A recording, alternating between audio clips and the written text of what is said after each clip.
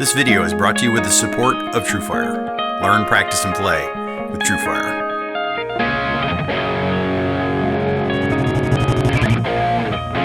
Hi, this is Keith Williams. Welcome to 5-Watt World, where we're interested in helping you get the most music from the least gear.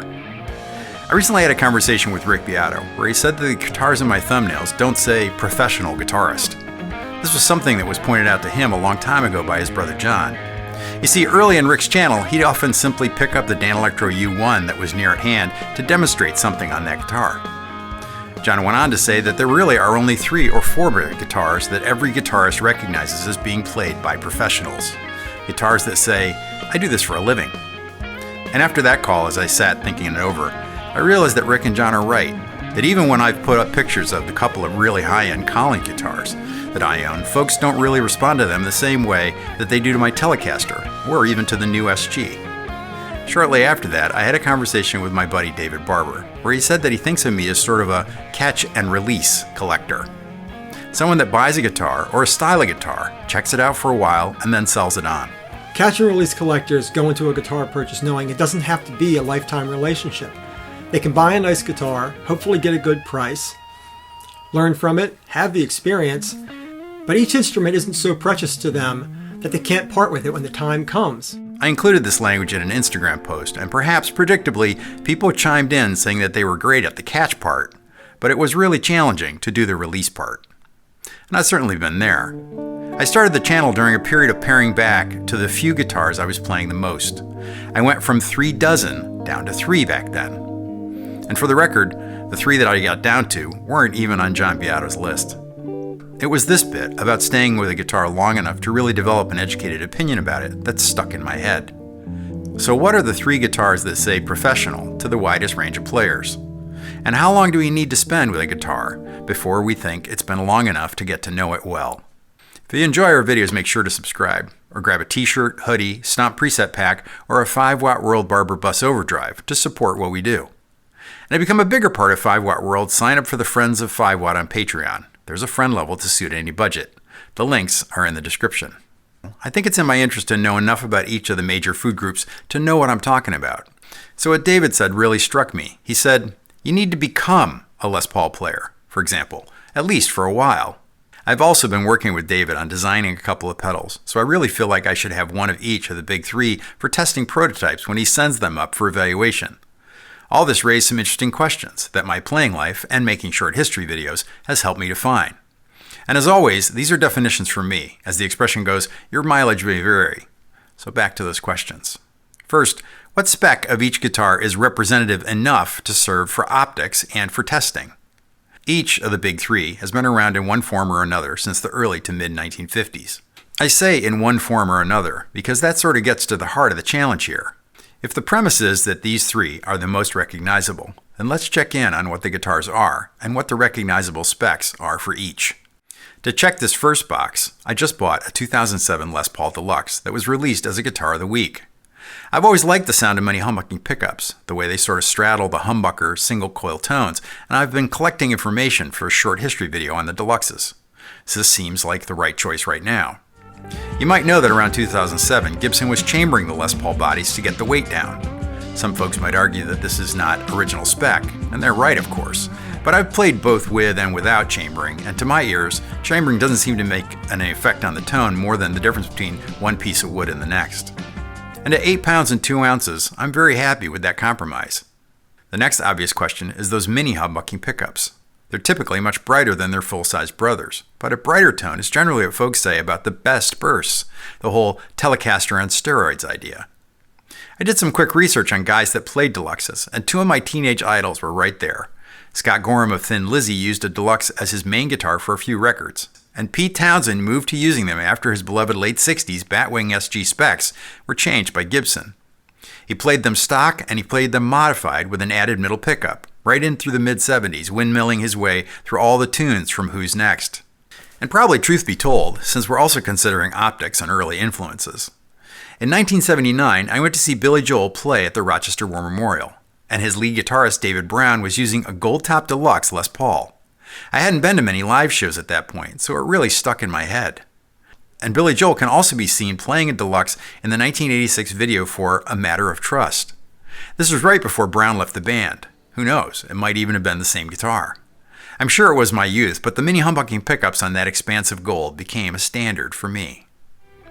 So I'm going to rule yes on the Deluxe for all those reasons. I'll grant you that the full-size humbucking guitar is more typical Les Paul, but given this history, it fits into my memory and definition.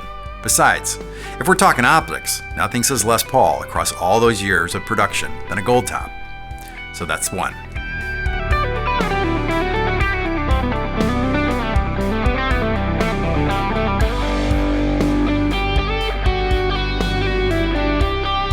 Next up on the list is the venerable Stratocaster.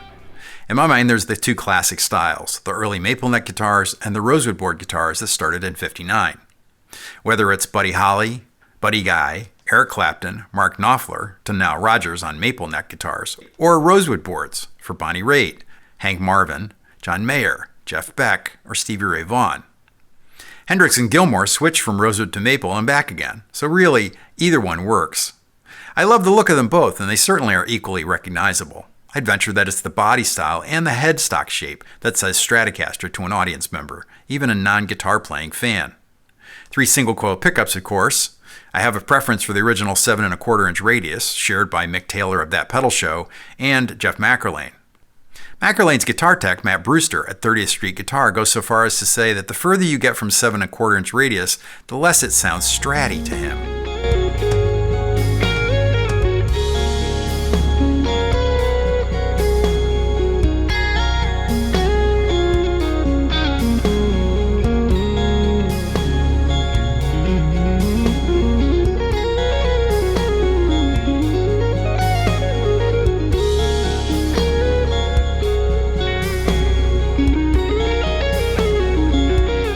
This all seems to lean towards vintage spec, so either one of the American Vintage or Fender Japan Vintage, or maybe a used custom shop Strat likely would do the trick.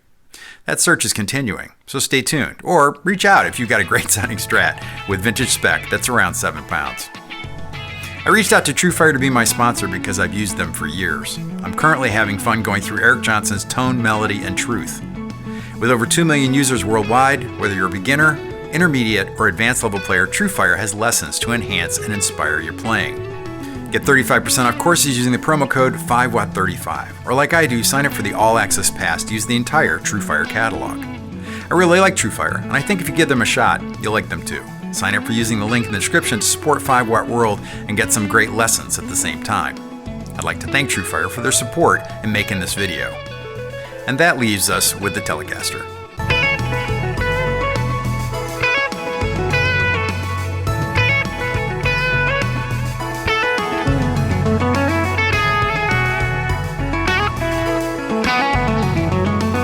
Many of you would argue that I should have started and maybe even ended with a Telecaster, as it is the quintessential do-everything electric guitar.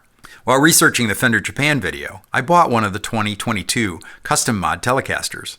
As is typical of Fender Japan, it's a mismatch of historic features rolled into a guitar that never really existed in history. At a glance, it seems to be a reissue or a copy of a '59 custom Tele. In vintage form, a very rare guitar. But when you wrap your hands around the neck, you realize that they snuck a late 50s style soft V-shaped neck on the guitar. A neck shape I particularly like. It came with some interesting wiring, but as I don't currently own a Stratocaster, I had plans for that anyway. So the original wiring all came out, and I reached out to Ron Ellis, pickup builder to the stars, and to me. I know I wanted a Julian Lage neck pickup, and Ron's Broadcaster Bridge pickup to go with the 50s style brass saddles.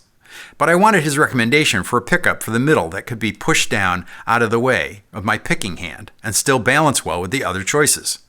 He recommended his Killa neck pickup. Originally designed for Jed Hughes, it's like putting a Broadcaster Bridge pickup in the neck size without sacrificing the Broadcaster tone. And finally, Ron put the Julian Lage in an open cover to match the Killa because. This choice also sent me down a Jed Hughes YouTube rabbit hole that I highly recommend to all of you. He's that rare combination of tasty and hot Telecaster player rolled into a great songwriter to boot. As it is, it's an amazing Nashville-style Tele, and coincidentally, all that glitters is gold. It wasn't intentional, but man, it makes for a great corner rig in the living room. And that's the big three.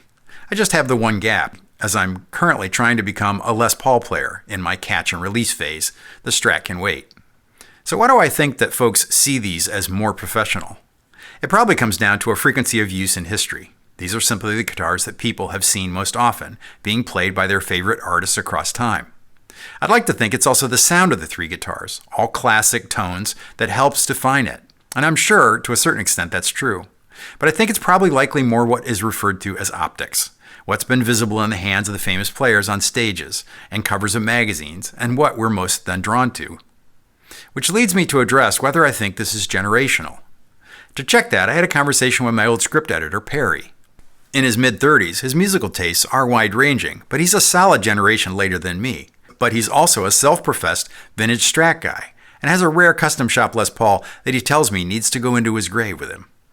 It's interesting, that paragraph above alone sort of argues against the big three being forgotten or displaced. Perry's knowledge of classic rock tone probably exceeds even mine, as he was discovering the music while I was lost in a 50s jazz coma for 25 years. But he dove deep into the guitar at the age most of us start, in his early teens, and he listened broadly, not limited to the bands on the radio during his youth. And this echoes my own experience with college students in the office I used to run at the University of Vermont. They'd be filing transcript requests or ski pass letters, and I'd interrupt them to find out what they were listening to on their earbuds. What I loved about it was that I never guessed correctly. My assumptions were based on their looks, and they were always wrong. The girl in a muscle shirt, full sleeve tattoo, and checkerboard Vans? Frank Sinatra. Curly-headed skinny white kid with bad skin? NWA. Preppy girl in a pink sweater set? Pink Floyd. You get the idea. None of the music was current or their generation, but in all cases they just discovered it and were neck deep in enjoying it. As my friend Rick reminded us in a recent video, it has nothing to do with their generation. It's just when she discovered the piece, just like we're discovering things every single day, whether they're written today or they're written in the past. Most of you that are writing these comments, Rick stuck in the past, you don't know what's on the charts right now. I'm the one doing the Spotify top 10 countdowns. Do you know those songs? If it's new to you, it's new. Doesn't matter what generation it's from. And if you're actually interested enough to break away from your telephone and are trying to learn to play the guitar, you're probably going to be learning from the records that made the great blues and rock guitars famous. Clapton, Page, Gilmore, Chrissie Hynde, Keith Richards, Mike Campbell, John Mayer, and they're all playing the big three professional guitars. And though I dwelt on the big three, I'll grant you that if someone falls in love with a band or a specific player, they could easily end up with that being their definition of an electric guitar. B.B. King, Gibson ES-335, or more specifically a version of his signature 355. Angus Young, the SG All Day. Alex Lifeson, ES-355, or maybe even a PRS depending on when you saw the band live the first time. Duane Allman, Derek Trucks, Tony Iommi, all cherry red SGs. Or a little further afield, Chris Buck might put you in a Yamaha Revstar state of mind. Or Kevin Shields with My Bloody Valentine had led you to Jazzmasters. Johnny Marr and his Jaguars, Santana's signature PRS, or reaching back a bit further, Johnny Ramone and his Mosrites. But to come back to the main point of the video, after an always possible and let's face it, probably always welcome gear digression, the David Barber catch and release collecting idea is that you have, no matter what style of guitar attracts you, spend enough time with it to really get to know it. Try to coax those famous tones from it. Play all the kinds of music you like on that guitar. Stretch the boundaries, both your boundaries and the ones of what you thought of for that guitar. Let it be your main guitar, or your only guitar, for as long as it takes to become a Les Paul player, or a Strat player, or a Telecaster player. So what do you think? Are the Beatos right about this? Am I? Put your answers in the comments. Don't feel like you have to agree with us, of course, but be nice telling us how wrong we are. If you like this video, you probably enjoy my video called Great Guitars That Suck to Own. I need to thank John Cordy for letting me borrow his music to break up the narration. I want to thank everybody that stopped by the store and picked up a t-shirt, hoodie, hat, or a Barber 5-Watt World Overdrive pedal.